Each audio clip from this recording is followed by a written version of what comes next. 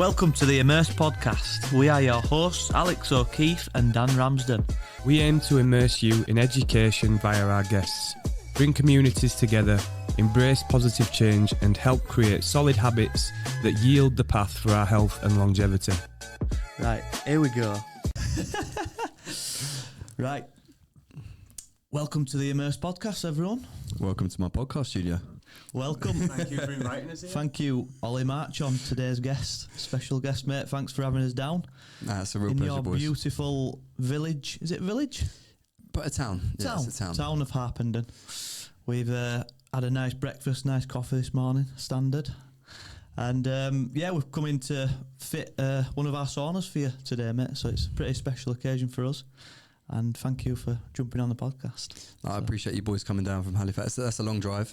Yeah. Down to the lovely town of Harpenden. I think you've had the best of it with that breakfast this morning. And I appreciate you making the trip down. Yeah. When you said we needed a quiet room to record the podcast, I thought with 3 kids first thing in the morning on a Saturday, we're not going to have much luck at my house. So coming down here was the best bet for us. Yeah. Beautiful spot as well. Really nice. Yeah. Little studio, nice and tidy. Looking the part, as you do. Yeah, this studio has been, this is iteration 2. So we built a podcast studio when we first moved into the office with the intention of starting a podcast, and I never launched the podcast. So we invested a bit of money into it. So I thought if I invest a bit more money into it, then it'll give me the impetus and accountability to actually get this podcast started. So it served as a great room for a podcast. It's always great for us to be able to do it in person. I think podcasting is such a wonderful opportunity to have conversations with people that in person I think you can't replicate. So it's great to have people down here, have those conversations, and this also doubles up as a bit of a meeting space for us here at the office. We tried doing Zoom conversations, when we first started, and you just can't beat that human interaction, can you, mate? That face to face. I think part of my passion for podcasting was, yes, to have those conversations in person where we can dive into details around why someone's achieved something within an hour or 90 minutes, but also get to meet them and go take them out for dinner or lunch, go for a training session. I think that kind of experiential part of it was why I wanted to get into podcasts. And obviously many people have got different reasons for doing it, but very fortunate to have this space. It is quite hard though to try and sync diaries for people to get in person. Yeah, for sure. We try to book that time out as well, don't we? We like to have a bit of a throwdown with his guest, get in the trenches with him. We had a bad mistake with Mark Dean there, didn't we? The trench was too deep for you, was it? Oh, mate. I think Dan said, because it was just 80 minutes, mate, of just pure hell. Yeah. I'm like a 45-50 minute Netcon kind of guy. We went way beyond that, like 80 minutes of sheer hell. And I was like, this is a bad idea. And he was like, right, lads, to finish, we'll just do this. And I said, I can't do this last bit. I said, I've got a podcast to do with you. I'm not going to be able to speak. So yeah, we like that experience and going in the trenches with somebody helps to build rapport and understand what someone's like. I understood that I were a bitch that day. So, I think that's you're right. It's a workout with someone you really get to understand what they're like, and I think there's a bond that gets created in as short as, well, maybe doesn't need to be 80 minutes, but as short as 30-40 minutes, right? You soon get to know what someone's like, their ability to communicate when they're in the trenches, their ability to still work hard as part of a team and just sort of pull their weight. And I think that's why the fitness industry, people that can go there with each other, get very close very quickly, sharing that suffering in a workout. I think it's very similar in military backgrounds as well. I don't come from that background, but I'm sure that sort of shared hardship is what builds those stronger bonds. And I think that's why the fitness industry is such a great place. You've sampled that through sport as well, haven't you? That team dynamic and working hard together. And sometimes, there's nothing harder than a tough game of rugby when it's tight and you're clinging on for dear life. That again replicates that sort of feeling and understanding of what each other are going through. Yeah, something that I was really passionate of rebuilding again. That's one of the things that I missed about playing rugby myself, and building a community to get people together and to do that. It's a beautiful thing, and there's a lot of good bonds that are made out there through that. So, and that's something that obviously you're doing a lot of with your online programming, then bringing people together to work out together at your events and at your gyms. So building those communities is a beautiful thing, isn't it? Yeah, I think one of the things, as like most people that retire from team sport, that's probably what you miss, the changing rooms and the team, and like I say, that shared hardship, but also working for one another and knowing your role that you play within the team and knowing the strengths of the people around you and that whole piece. So it's something that building Marchon as a company, we've really tried to focus on with the team and the people that we bring on. One of our main values is the team is everything. So this the idea of teamwork and camaraderie and like shared understanding and shared hardship is something that kind of is threaded through the company at its core inside the business, but then also, as you said, like with the community online, with the communities in the gym, with how we run events, with how we try and show up on social media. I think it's a massive part of it, that sense of belonging. For sure. Is that mainly your why for what you do? Team.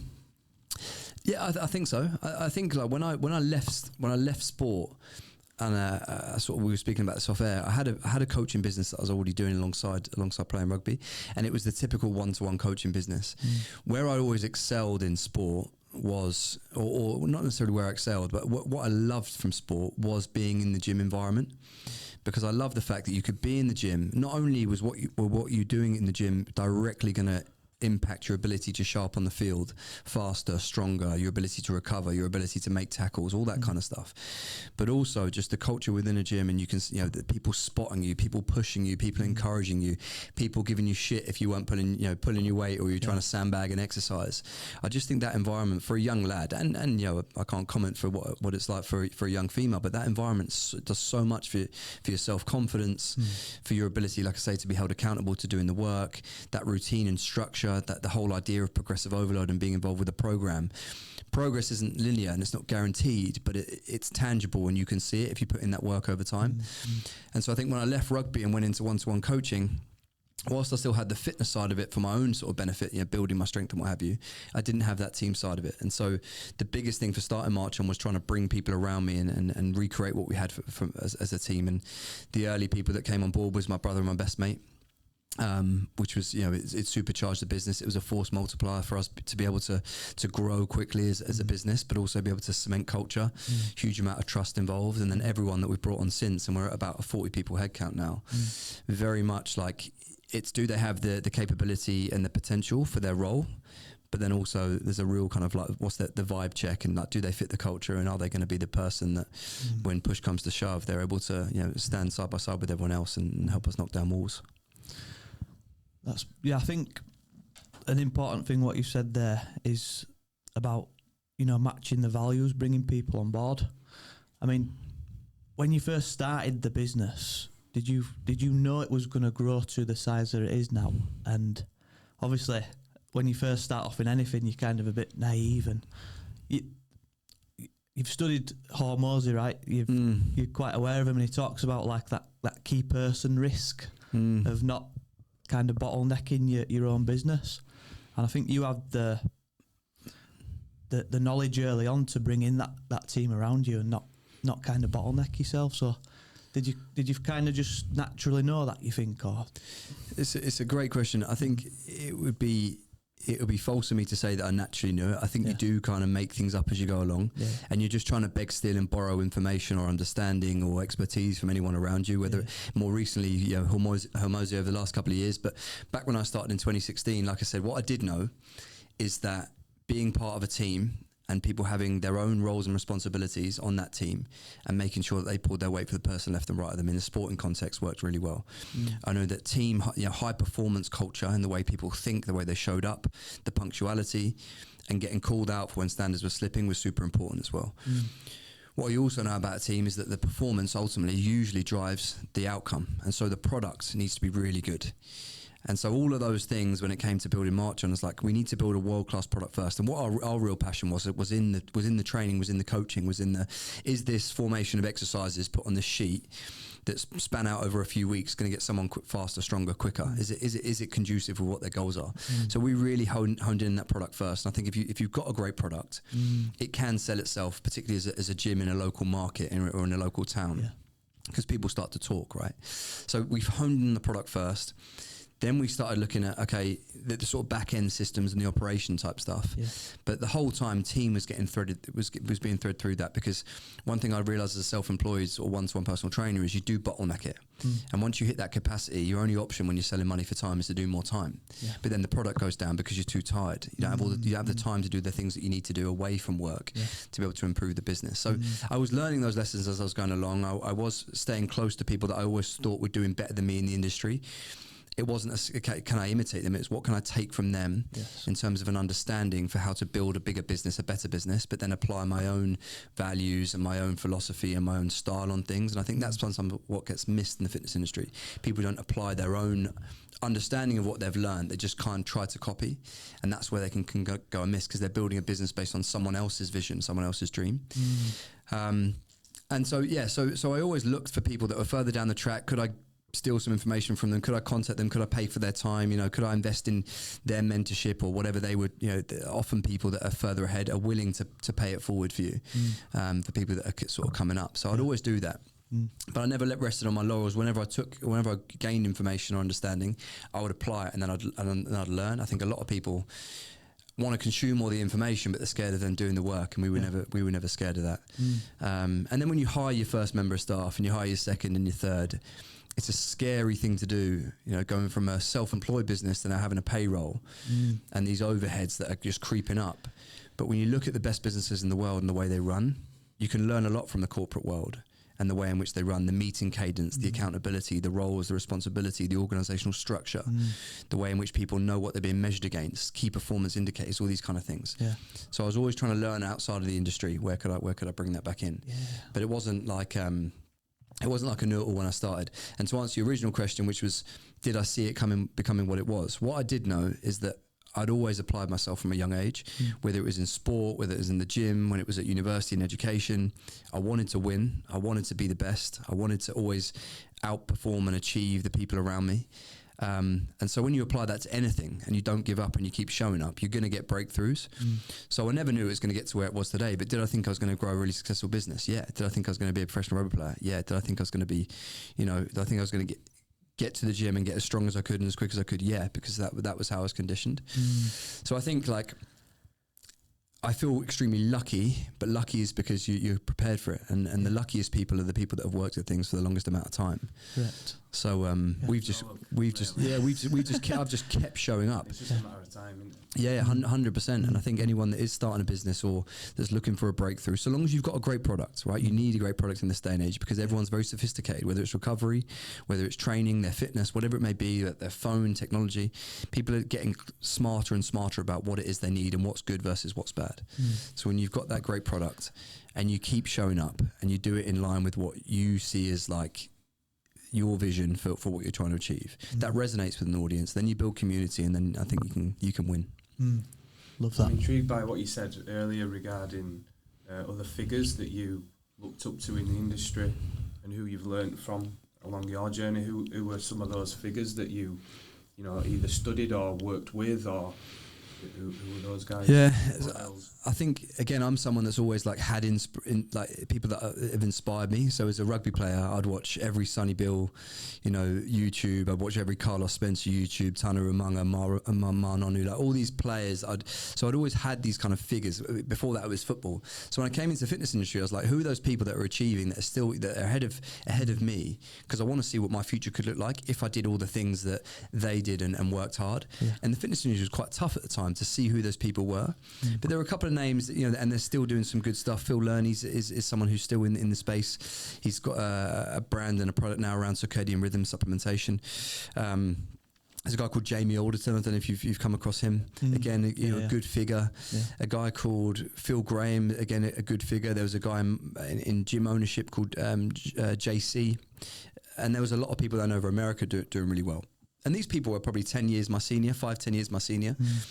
And it wasn't that, I actually think that, Marchon's gone on to eclipse maybe some of the successes of some of those guys that I've mentioned, or has the potential to. But I wanted to know, what does a personal trainer, because that's what I was at the time, what does that look like at 40 years old? Can I still be relevant? Once the body is is getting older, and there's young people kind of coming through, because back then it was very much the way you looked. Physique competitors would then sell online programs, and they were the people that had the biggest followings. They were the most successful coaches, quote unquote. And so it was hard to really see what the sort of offline, in-person personal trainer, gym owner, what success looked like there. I think Nick Mitchell at Ultimate Performance was probably someone that I'd go, that looks like something I'd like to try and do. Multi-sites, different locations, different geographies. But there's not many. And so you kind of had to carve your own path. And then the industry's changed, right? 2020, COVID happens, online training becomes this massive thing. So could we adopt that digital age, and could we move into that? And then I started to look at things that, as an ambassador, working for supplement companies, clothing companies, stuff that I was really passionate about, products that I truly believed in, but I'm building other people's brands. So can I work out how I can do that for myself, and then does it fit in with what we're trying to build? And then I'm starting to tell this story around this ecosystem of Marchon, and then it's an in-person experience, it's an event experience, it's an online digital experience. It's complemented with supplementation and all the things that have helped me gain success and the people around me gain success with our own health and fitness. I love that. I think it's really empowering that people from the outside might look in at you and just go, he's got it all worked out, he's worked it out himself.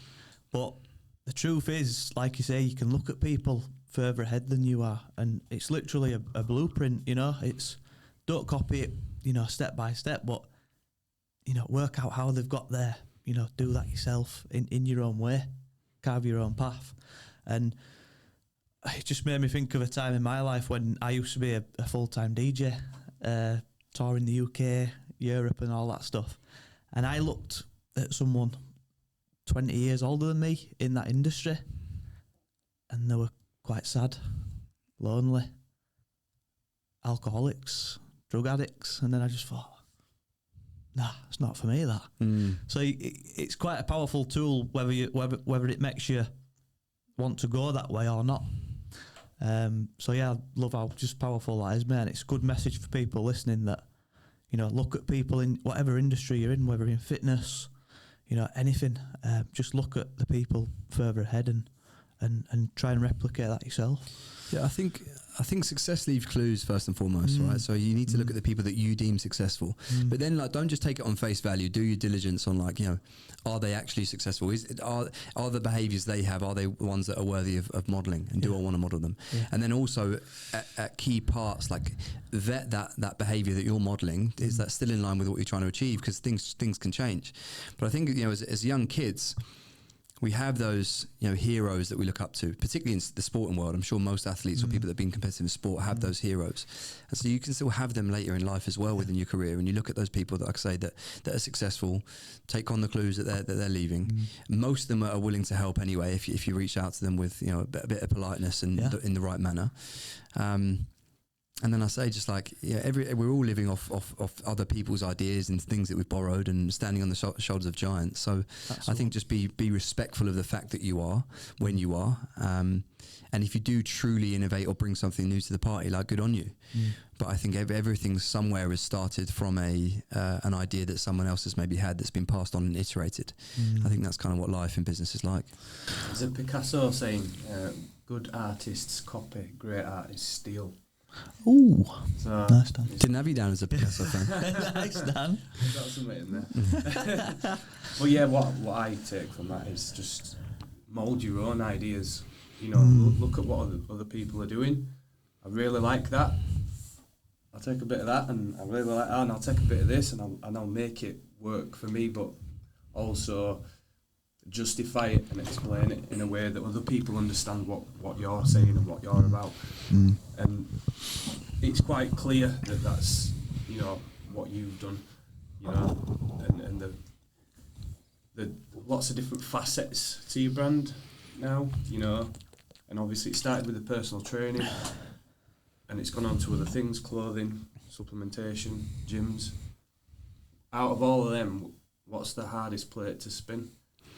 It's a good question as well. I think rewinding a little bit, just to sort of get the final nail in the coffin with the team thing, we've got 3 values at this company. World-class basics is one of them. Effort is the only currency is another, and the team is everything is the third.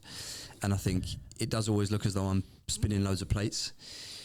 And I am spinning loads of plates, but there's a number of people that are keeping those plates spinning at the speed in which they're spinning at. And so I'm often, I refer to it as an analogy, like I'm riding this wave into the beach and I'm looking like this cool fucking surfer that's nailing it. But everyone else is kind of underneath keeping the wave going and almost balancing that surfboard for me. So like I say, I want to give the team credit where it's due. Like, don't get me wrong, 2016 when I started the business, very lonely, you know, you're doing everything all hours of the day, you're working 7 days a week, like it's a fucking graft to break through and start to get that success. And it's still a graft now, but there's a whole team there that have brought on new expertise, new momentum, new understanding that in some areas of the business are far superior than me. And so I often get the best parts of a lot of the businesses now. You know, I get to get involved with strategy. I look at some of the finance pieces. I'm mainly sitting in the brand and marketing team, which is the stuff that I love doing, like taking what we do in these products and this brand and actually how do we communicate it with our audience in a way that's true to us. Like, that's really exciting because a lot of it's like customer facing stuff, communication stuff, which I really enjoy. But I think the hardest lesson in business was going from, I mean, they're all service-based businesses, but going from a personal training or a gym-based business, right, where you want to get in shape, you come to the gym, you pay me money, I train you. So it's sort of this money for time, you're on this sort of like membership subscription thing, and I've just got to show up at the gym, deliver a session, you have a great time, you leave, and just make sure you come back. When you move to a product-based business, which you boys have obviously, have explored, you've got to order all the raw materials. That's got a lead time to it, that's got associated costs for it, you're often paying up front. So in the supplements, for example, we've got packaging, you've then got the powders or whatever it is. So you've got all these associated costs and you've got lead times in the supply chain. Then you've got to store it in a warehouse, associated costs. Then it's got to get picked and packed, another cost. And so by the time you're getting money from your clients for that product, you've already outlaid all your cash. So cash flow becomes a real big problem in a product-based business. And your top line can be growing, which is great because then you need to order more stock to fulfill the demand. But you still need the cash because you've still got a percentage of that original stock still sat in the warehouse and you're ordering ahead of time to make sure you don't run out of stock.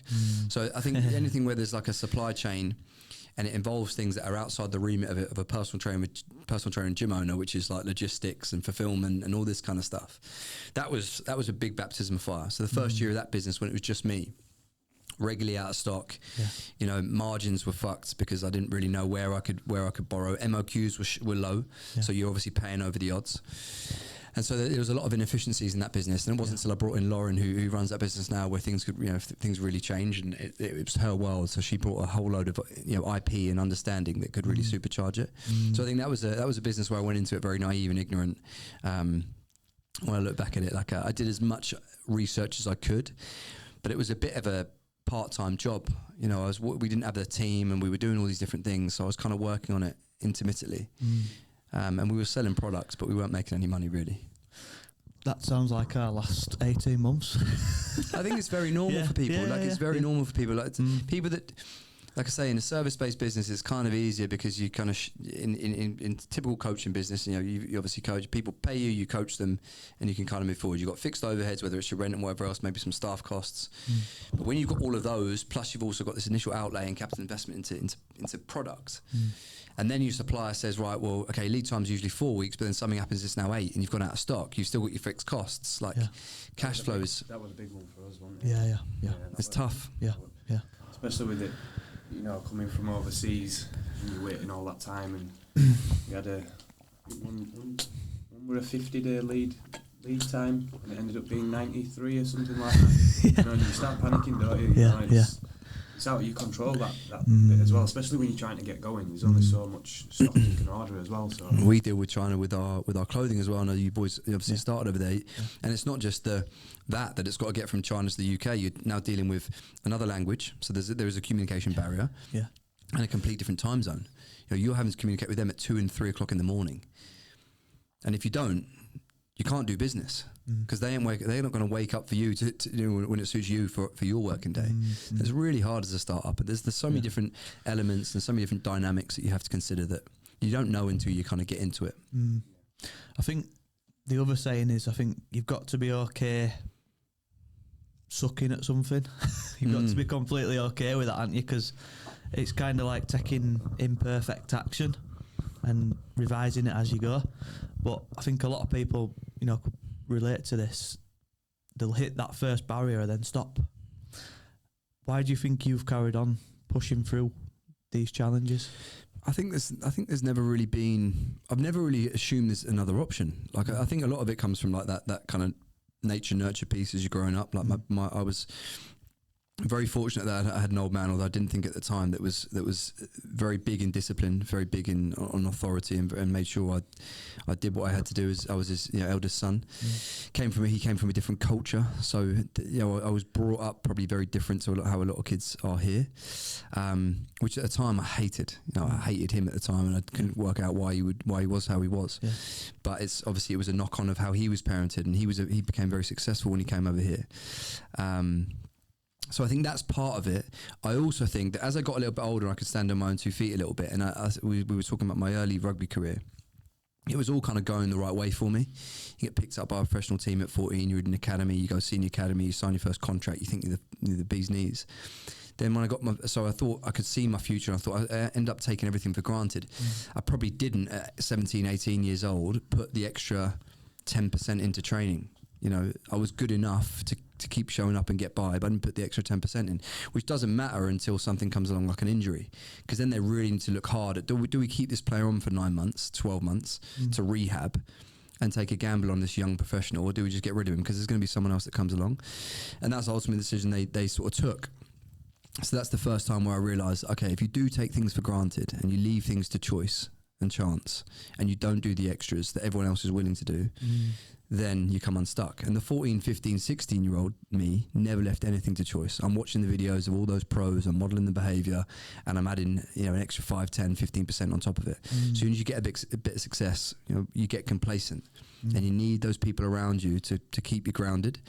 And so I think that was a really important lesson for me to learn, because then every stage of my life, university, overachieved, I got back into rugby, probably overachieved for someone who's quite average at rugby, average height, average build, had a few of the attributes, but I wasn't going to be a superstar.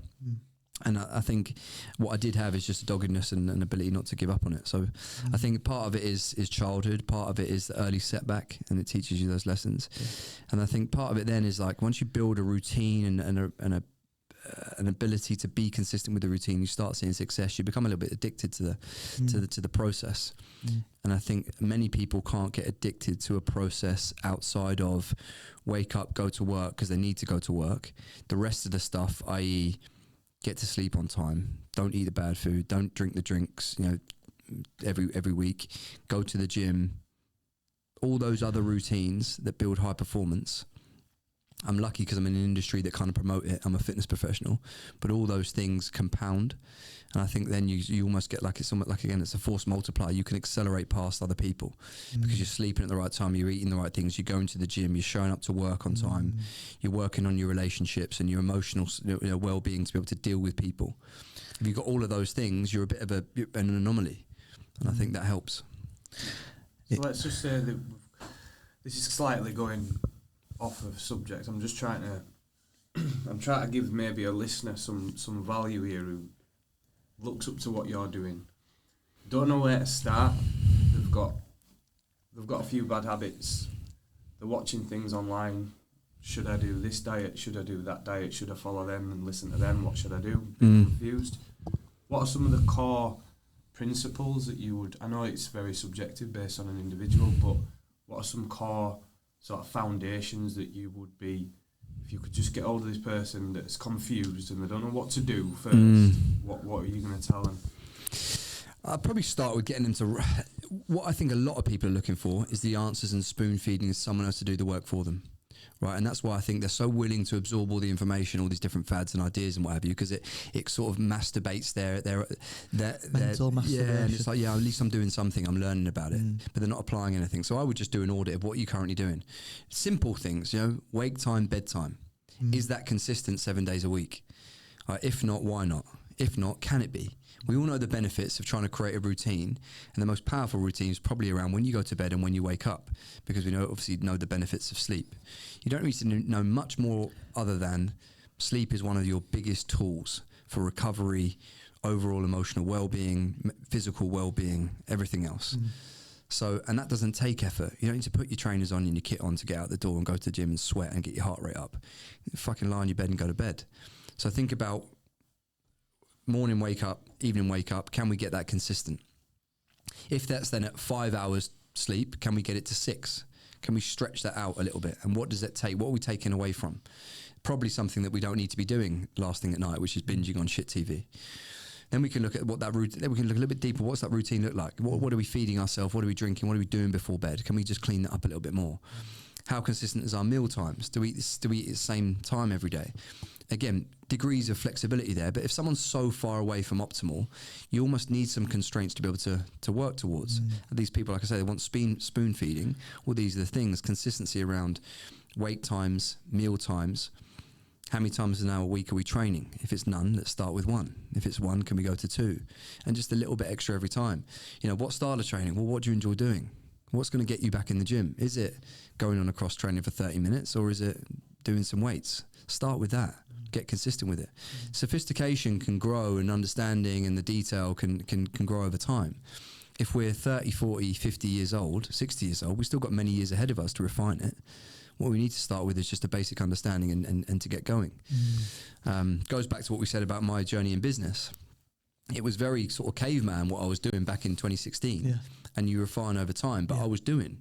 And if you do, usually there's going to be progress and learning. So I think whilst that's probably a little bit of a cop out in terms of an answer, I think it's truly where people should start. A bit of an audit, write it down so you understand where you're going wrong. Everyone knows what's good food and what's bad food within reason. Everyone knows what is a good time to go to bed and a bad time to go to bed.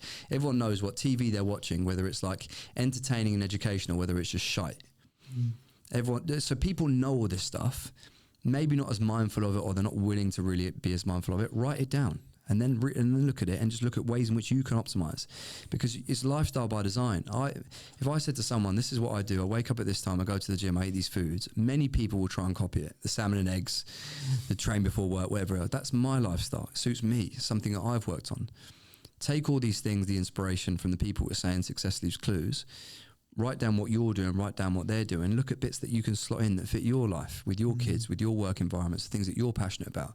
If you don't want bigger arms, don't train biceps as much as someone that trains biceps. You want bigger, so, you know, you can take the principle of going to the gym and training muscle or whatever it may be, but apply it to what you're looking to achieve. That's a refreshing message, isn't it? Yeah. Just simple steps. Really simple steps. Again, goes back to hopefully you guys can see with that value I said at Marchon, it's like world-class basics. That's where we start. I'm not in rugby. I was, like I say, I'm 5'9". I was probably 87 kilos. I'm not the biggest player. Didn't have the best pass. I wasn't the fastest, but I was good at everything across the board. At Marchon, we're good at everything across the board. Good brand, good marketing, good sales, good product, you know, good internal systems, everything else. But I'd love to say we're great, but we're good across the board, and it's that world-class basics. Keep showing up, see ways in which we can improve, but the gold standard is the people that can keep showing up and doing the just good stuff really, really, really well. I want a really I want a world-class business, but I want a business that is, you know, I look at those players that were just, you know, safe pair of hands, you know, dependable people. You can always count on them. That's what I want my brand to represent. We're always going to show up. We're always going to be there. We're always going to have something that's going to be supportive for you. And hopefully that's an extension of kind of how I try to be with the things that are important to me, my own health, my relationships, and being a parent. Love that, Matt. I've got, I don't think you realise, Ollie, but you've been quite an important part of our journey as a brand and as, you know, doing this podcast. The first day we launched our brand, Immerse, doing the ice baths, we was at an Affex event. The first day we launched the brand, just by what I think we reached out to Jodie Rocket. What an absolute legend! If you're listening, Jodie. And it turned out that there were already ice baths at the event, but I don't want to name the brand, but. They basically weren't going to man the station, so we were like, well, we'll come. You know, we want to be there, we want to be in the mixer, we'll give people advice, and and she gave us that chance, and it were for us to land that on the first day that we launched the brand, to be there at Affex Games in Liverpool. I remember now. Yeah. Just outside, weren't you? Yes, that's it, mate. Beautiful day as well. It was beautiful, looking over the sea, and we saw yourself there. We give you one ice baths. I think Charlie ended up with it, didn't he? I don't know where it might be at Stratford, you know. Oh, is it? It might. I think Charlie had it. Little But anyway, it always happens. your little bro.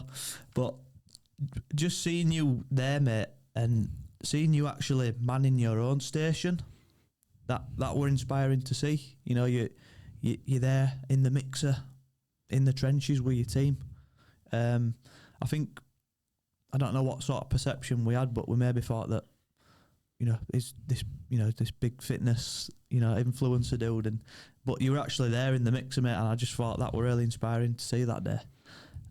So I just wanted to give a bit of gratitude to you, mate, really, because you've been a part of our journey, and now we're here building a sauna for you today and doing the podcast, mate. So. Yeah, I mean, it means a lot, boys. Thank you. I think the lesson for listeners is not necessarily about the fact that I was in the trenches. The fact that you know, there was two brands that were there that did ice baths, and you went that extra yard, you know, to show up. And obviously, it was a day you were launching, so you want to make sure that that's an investment for you, time and committed and everything else. But particularly in the fitness space, if you want to win, it's cultural relevance, right? People are looking for belonging and just like the personality that can come across with your brand. And I think many big brands now, if we look at them, there's a strong personal brand behind them.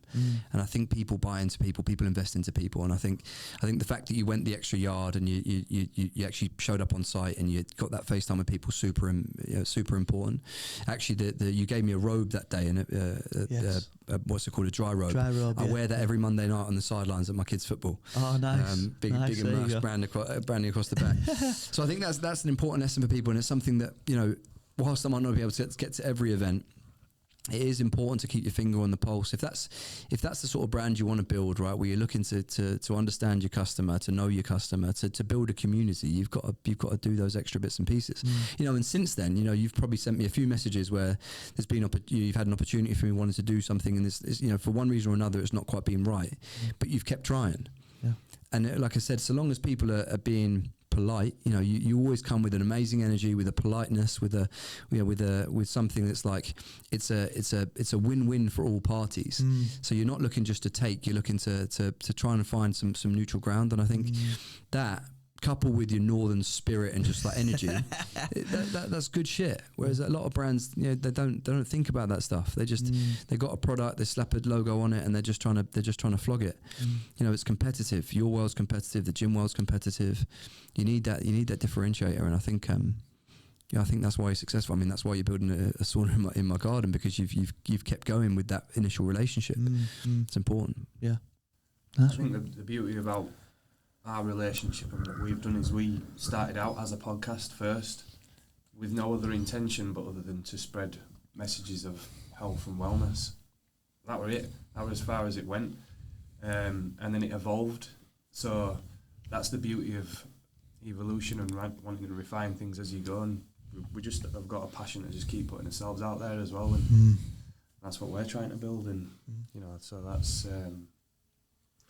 We're hustling. Yeah, but we enjoy it. We enjoy it, and that's one of the key things, isn't it? You know, whatever it is that you're doing, whether it's fitness, business, are you enjoying this process? Because it's not a destination happiness thing. You know, my life's going to be better when we get here. It's like, no, do you like this? That's what's ultimately you've got to build in it as, whether it's a gym, a fitness habit, a business, whatever it is. They're the key things, aren't they? So I describe it as, I feel like we've got like an invisible force behind us, and maybe you feel like that and others do, but when you put yourself out there to do something bigger than just you, it enables you to push through them barriers, because we could have quit, you know, 10, 20 times over, but because we've got that underneath driving sort of mission towards spreading a good message, creating awesome products for people to help impact the people of our country, you can't really compete with that force. And I feel like, I feel like people like yourself have got that driving as well. I think so long as, like I say, so long as there's an underlying level of competence with what you're doing, vision can take you anywhere. And I think so long as what you're doing, your actions and the way in which you show up, so long as they're in line with that vision, and usually if you're doing it with someone as well, it's even better, particularly when there's such synergy between business partners or friends or people that are on the journey together. I think that really does help. So again, if people are listening thinking, I want to start something, like trying to get someone that they can bounce off, I think that's really important. Even if it's their first employee, whatever it may be, it doesn't necessarily have to be a business partner. I think that's very important, but I think vision can take you a long way. I think when your actions don't line up with vision, you're working as hard as you boys are, full-time jobs, this is on the side. That's when burnout and frustration and you would have quit on one of those times when it probably made sense to quit. But when you're still showing up and it's in line with vision and you're passionate about it and you're both still on the same page, I think you can go forever. You do eventually have to try and commercialize things, free podcasts that are done for the greater good eventually can go on to something. But I think when it started with the best of intentions, done with passion, when there's an opportunity to commercialize, people are willing to pay, because it's now like, I'm so invested into these people because I've got so much from it. Now there's an opportunity for me to give back to them. It's like I'm willing to do it. It's kind of the relationship we've had. We've had, right? So I think if you can, like I said, not everyone can be like Mother Teresa and just be giving out the whole time. But I think if you're willing to do things from a place of good intention, add value, support people, that will come back. That will come back. Yeah, touche. I believe that, mate. I want to jump into some physical challenges. You're not shy of a few. Keep going at it, even though your body's been through the ringer. I understand what that feels like as well. Coming from rugby, you get knocked around a little bit and pick up a few bits and bats. We spoke a bit about that off camera. Out of all the trenches that you've been in, whether it's ultra marathons or hybrid fitness, functional fitness, what's some of the hardest of the challenges that you've done that stand out as pure grind? There's been a couple of marathons that I've ran that were tough because I think it's just a lack of preparation. The LA Marathon that I ran over with George Heaton and a couple other lads, severe cramps at like 18k. So that was it was a good 90 minute. Like I couldn't. 18k in, which is like, I'm not even at halfway, and then at about halfway it really hit in. Many of your listeners will probably know Jake Dearden, but he actually hung with me to sort of help me, kept me going. And I'm talking like it took everything in my body not to quit. And if he wasn't there, I could have thrown the towel in, because I couldn't really run more than a couple of minutes. So that was just like all my legs just like locking out. Calves. Everything, quads, hamstrings. I didn't get my hydration right. The heat, it was terrible, which was a bit of like humility for me. I usually take care of all the fundamentals, world-class basics, right? So that was super tough, only because like I was riding the edge the whole time. I ran 100k ultra. A couple of days out from the ultra, I got really ill, and I could see my HRV, everything just fucking fell off a cliff. I'm like, fuck. I didn't feel too bad, but went into the ultra, and again, that data probably is the biggest predictor. Like I ran, it was about 12 hours. Just we did it about 11 hours. I think 70% of the race I was in zone 4 heart rate in 100k ultra. Bit of it I was in zone 5. I'm a stronger runner and more capable than Charlie, but 70% of he was in zone 2. I mean, he actually was ahead of me for a lot of the race. We finished together, but he was ahead of me. So it just shows you the variability and how hard we found it. Again, that was horrific. The 270k ultra last year was good. A good challenge, because it was this first time where we had to like try and sleep when your body's in horrendous stress. Heart rate's at 110 BPM at like midnight, because your body's in fight or flight, and you've got to get yourself up, get through the routine, get the breakfast done, get to the start line and go again. I think it was something like 15,000 meters of elevation over the week or something like that. It might be a slight exaggeration. The equivalent of climbing Everest twice, basically. And that was something, running around Hertfordshire, you don't get to experience. So I think all of them have maybe given me something. But I think the thing is, right, they are super tough, and I'm training for this 3-hour marathon, and the idea of running a marathon at 4-minute 10Ks seems crazy. But the thing with all of these challenges, going back to like why we do it, is because there's a process involved with that. We talk about that journey, and in that process, when I first wanted to run a sub 3:30 marathon, the idea of running 5-minute Ks for a marathon, I was like, that's fucking impossible. But then you do it because you've done the training, and the body adapts, and this whole idea of progressive overload. And again, that goes back to why I love fitness and training so much, because it's not linear, but it can happen over time. So long as you keep showing up and you've got the right program, you do the work and you do the recovery, all those extra bits. So I think that the reason I do it is because having those things in place, I know there's going to be some sort of physical benefit. Either I was going to be in strength and muscle mass if I'm in a strength phase, or if running's been a big theme for the last few years, I'm going to get fitter. And I love the idea of that. I love the idea of progress. I love the idea of it being tangible. I love the idea of constantly trying to evolve. Like, my biggest fear is, as we age, is not having that ability to progress and be, performance orientated. So that's why I do it. It's always super tough, but you've almost trained to ready yourself for that toughness. So you become through the process, huh? Yeah, 100%. 100%. Yeah. You keep evolving, and then you take the parallels and the learnings from what you're doing in your physical endeavours and apply that back into business, and your more resilience and in the way in which you can attack each day and the problems that you have to try to overcome in business. It's powerful. Food's got to be right up there as well to hold the strength, physique, and then to do the work that you need to do, especially with the heart rate zones that you're achieving in some of it. What sort of calories are you putting away? Probably around 3,500-4,000 a day. Like, I don't. Not massive. Then. No, I don't actually train that much. You look at the High Rocks guys. We spoke about Mark Dean, right? Yeah. Twice a day, big sessions. Yeah. I don't train that much. A lot of my strength and physique has been built from years of training. Started at 14 years old, and I was 88 kilos in my rugby days. I was a big, strong lad for someone who's not particularly tall, so I carried a lot of muscle. I'm down at like 83 now, so I'm sort of like, I'm not a big dude. Don't have a high body fat, so that gives a perception of probably being bigger than you are, because you're a little bit more ripped.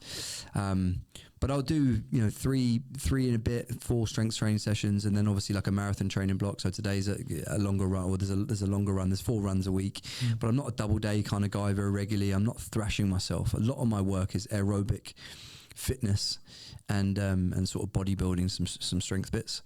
37 this year, so like you can't do the tough metcons and the tough interval work and the threshold work multiple times a week. But I'd say probably about 4,000 calories is kind of consistent. Whatever it is, I maintain my weight at 83, 84 kilos. Off season, I'll probably go up to 85, so I'm never straying too far away. Lightest I'll get down to about 82. So irrespective of whatever, it's like the nutrition and the food is maintaining that level of output and or body composition and or weight.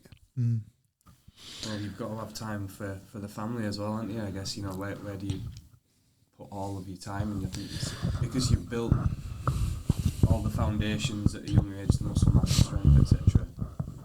You can maintain that much easier, keep that plate spinning, tend to your family, build those relationships, because it's hard to do it all, isn't it?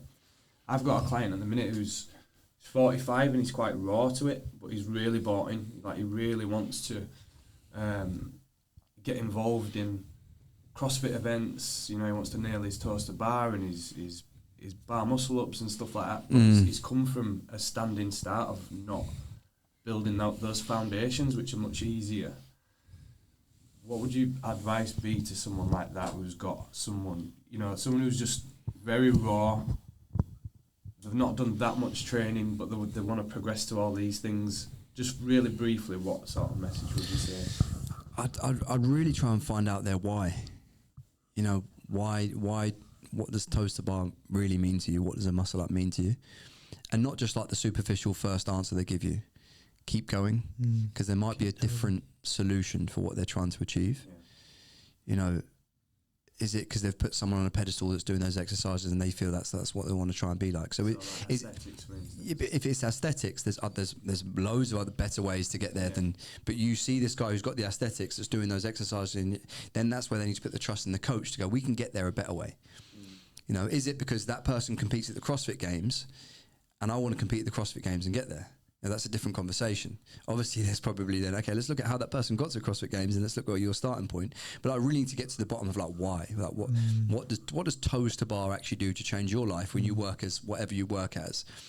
really your goal is probably more around weight loss, body composition, these things that are going to give you that confidence or aesthetic look and feel.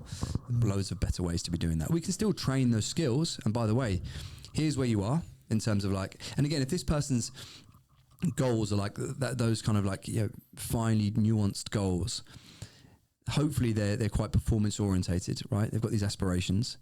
It's okay. It's FOMO as well. I think a lot of it's FOMO. Yeah, looking at competitions and want to compete in a competition. Cool. Advanced. So then it's like, then it's like, okay, cool. Here's where the skill is on the continuum, like the finished article of a muscle up or a toes to bar. Let's do some basic tests, capacity tests for hang, grips, kipping, whatever it may be, knees to elbows, all this kind of stuff to see where you rank currently. And then I'll map out a program and tell you how long that's going to take. Because I think soon, you're not trying to humble people or make them feel stupid.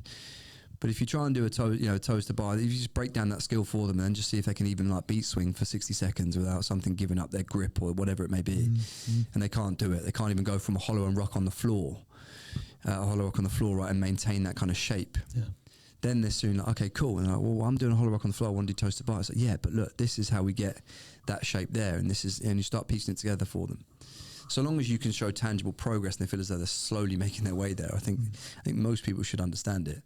But people always pick the end skill and they're getting started. It's like, I want the finished article. I want to run the 100 meters in 10 seconds. All right. Well, I want to run a marathon. You've not run a 5K yet. Yeah. Same thing with I want to do 20 toes to bar. Start small. Yeah, start small. Yeah. I just want to take a quick opportunity because I realise I'm sat with two lads who are, maybe, I don't know, a bit older, shall we say. How old are you? 32. Oh. No, what I'm trying to say, it'll finish good, this. You better turn it around. You're both in unbelievable shape, right? And Dan, 41? Yeah. Dan's 41, 37.